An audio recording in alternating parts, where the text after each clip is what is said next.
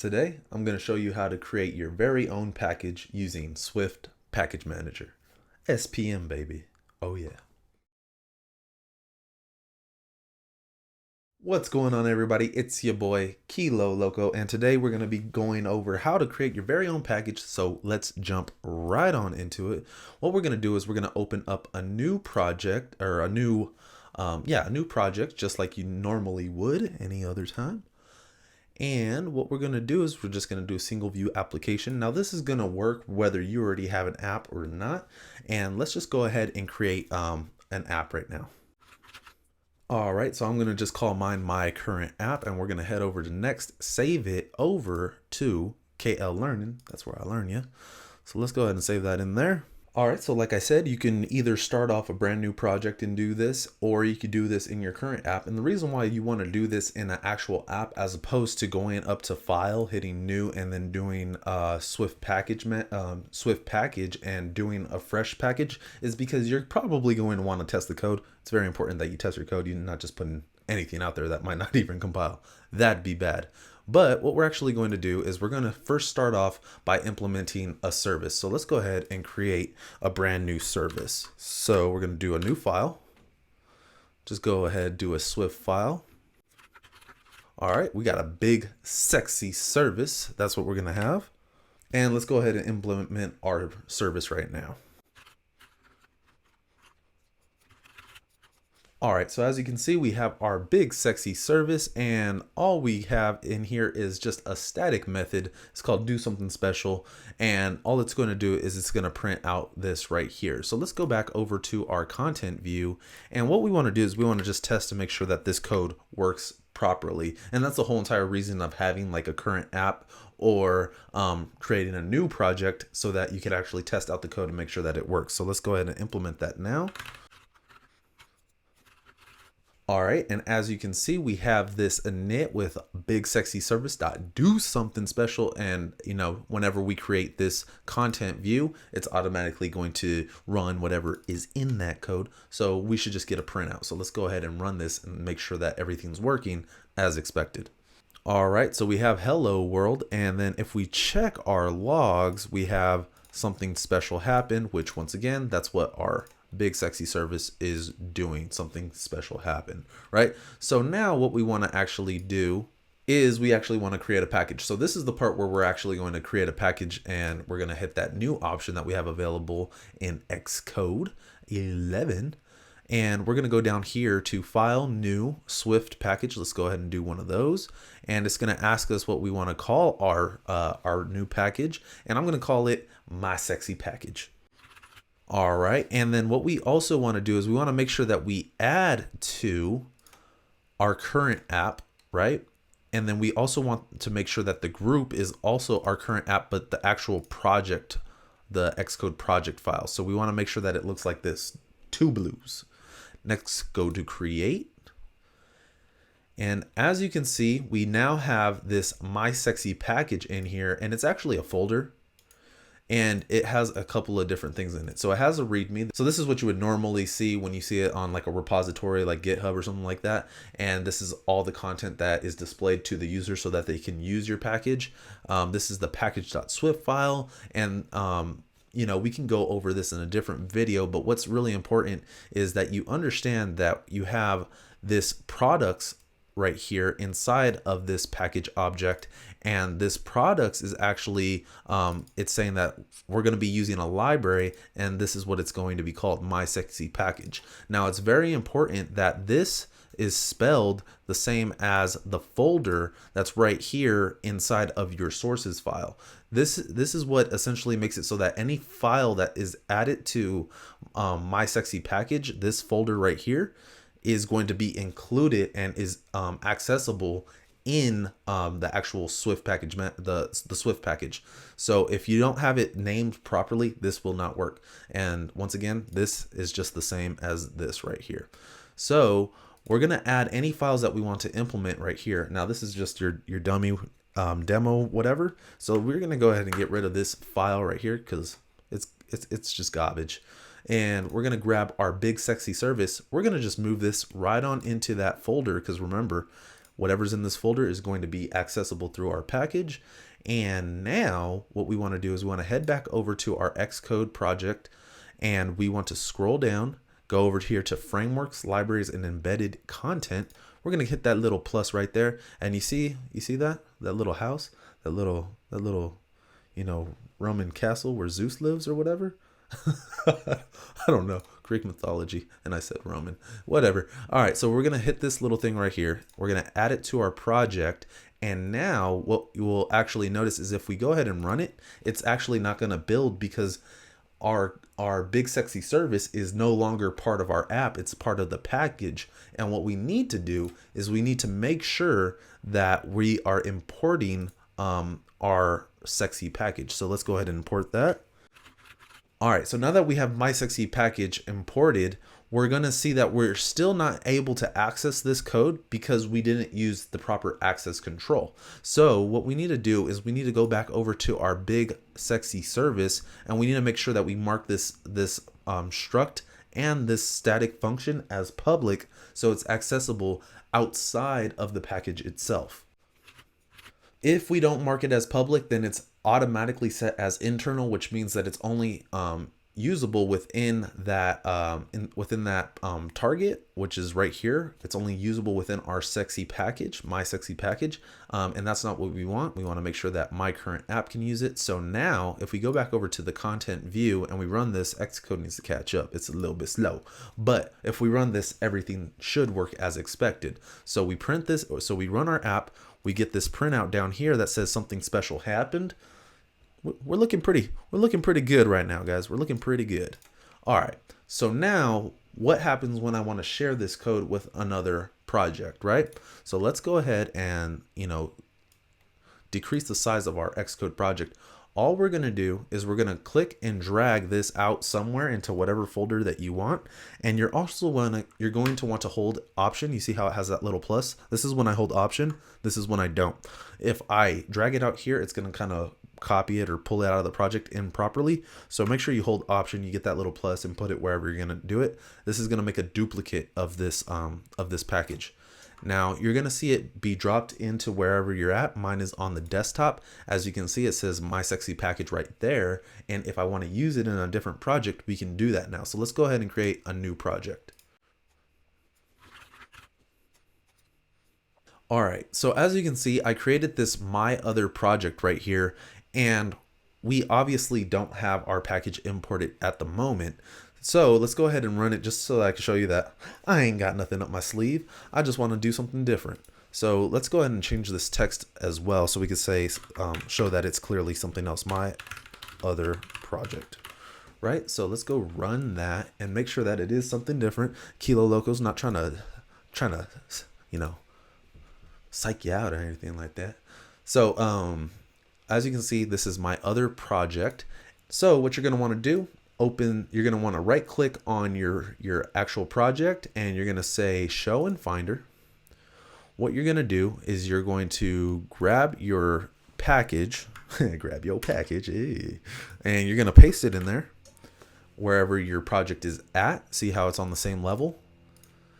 And then what you're going to want to do is you're going to want to drag this in here so that it can have a reference to it. And that will make sure that it is still a package. If you don't do this copying process properly, it's going to be brought in as a folder, and that's what you don't want. So as you can see, you can open up the package. You can see all the good stuff that's in there. And if we want to use it, remember that we have to go back over to our project, go down to the frameworks, libraries, and embedded content. We select Zeus's house. We add it in there. And now when we go back over to our content view, we can just go ahead and do the same exact thing that we did in our other app.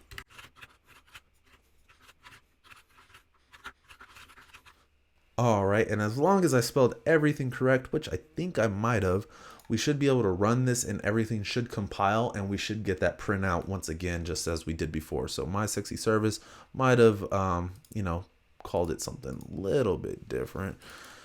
So we're just going to make sure that we copy all this, and we're going to be using all the correct stuff that we need. Big sexy service, see? So whatever. Do something special. All right, we get the project and we also get the logs as expected. So perfect, really good. So that's all you really need to do in order to share your own code between projects. And what's very important is because this didn't exactly work before this release of SPM or SwiftPM or Swift Package Manager, whatever you want to call it. This didn't work properly when you did it the other way before. So what we'll do is I just want to show you that this will absolutely work. We're going to set our project. We're going to have our project point to a generic iOS device. And what we're going to do is we're just going to archive. And I'm going to show you that this actually does all the archiving that you would expect. Now, if you ever try to create a package before Xcode 11, you would have found that this would not compile because it was built for like a simulator or something like that. And I want to just show you that if you were to go ahead and try to create an ad hoc and go through all the steps, that this would actually work as expected. So you would actually be able to create your ad hoc, or once Xcode, or once fall hits and Xcode 11 is available, iOS 13 is available, then you can do all these things. You'd be able to export and all that good stuff. We're not going to do that right here, but I just want to show you that it's possible because it was a pitfall through the previous process. All right, so the last thing that we're going to go over is just showing you how to get this up on to a source control site like GitHub. Don't really know what to call those other than GitHub, but we're going to go ahead and close out our current projects, whatever is using those local packages, because we don't need this right now. So let's go ahead and close these out. And what we're going to do is we're going to go over to wherever our package is located. Remember, mine is on the actual desktop. Actually, you're not going to go to there. You're going to actually go to Xcode because you need to actually open the dang thing. So you're going to go to Xcode. You're going to do File, Open, and then you're going to go to wherever that package is located. Mine is on the desktop, and we want my sexy package. You're going to hit Open, and this is essentially what you would get if you were to create a package by itself, from Xcode, like not within a project. So this is what it would look like. The only negative is that you wouldn't be able to test the code. So if there was a bug in here, like if you forgot to mark it as public, you wouldn't have caught that before you sent it up, or before you started sharing it. So that's the only downside. This is also where you're going to want to start writing your tests. Like if you want to put in your tests, or, this is the manifest, you could go through all that stuff, work on the package, work on the README, things like that. You do all of that in here. So what you want to do is first, you need to make sure that your Xcode is connected to whatever account you want it to be connected to. So mine is currently connected to my GitHub account, and you're going to need to sign in. If you didn't already connect it to a source control account, then you just go ahead and hit this plus right here, and then you sign into whatever, Bitbucket, GitHub, whatever these other ones are, GitLab. Do whatever you want. Make sure that you have one of the source controls selected. All right, next what we're going to do is we're going to head over to the source control option right here, or actually we're going to go to the source control option right here, and we need to create a Git repository for our package. So let's go ahead and do that now, and we're going to make sure that it's selected like so, and we're going to do just create. Now this is the same thing as git init if you were to do it from the terminal, but we're going to do it in Xcode right here. All right, so now that I did git create, and now that there aren't any changes, what we can do is we can actually create a remote. So what we're going to do is we're going to go over here to this this source control area in the navigator. We're going to go all the way to the bottom left where this little cog icon is, and we're going to say create, whatever your package name, remote. So my sexy package remote. And as you can see, I have it automatically set to GitHub, and I'm already signed in and all that good stuff. Now from here, you're going to want to either choose whether it's going to be a public package or a private package. Do you want this to be shared with the world, or is this something that you want to use on your team or just for yourself? I would recommend when you're going through this tutorial, mark it as private, guys. You don't want to just put a bunch of crap up there, but I'm going to do public, and both of them are essentially the same after this point. But if you're going to just do this, if you're going to just be following along, mark it as private. But go ahead and hit create. I'm gonna do mine as public, and what it's going to do is it's going to go up to my GitHub, and it's going to actually create a repo for my package. Now, once we've done that, what we also need to do, we need to tag this repo. So what we're going to do is we're going to right click on the actual commit, and we're going to say tag master. And this is very important that you add a version number. So I'm just going to add it as 1.0.0.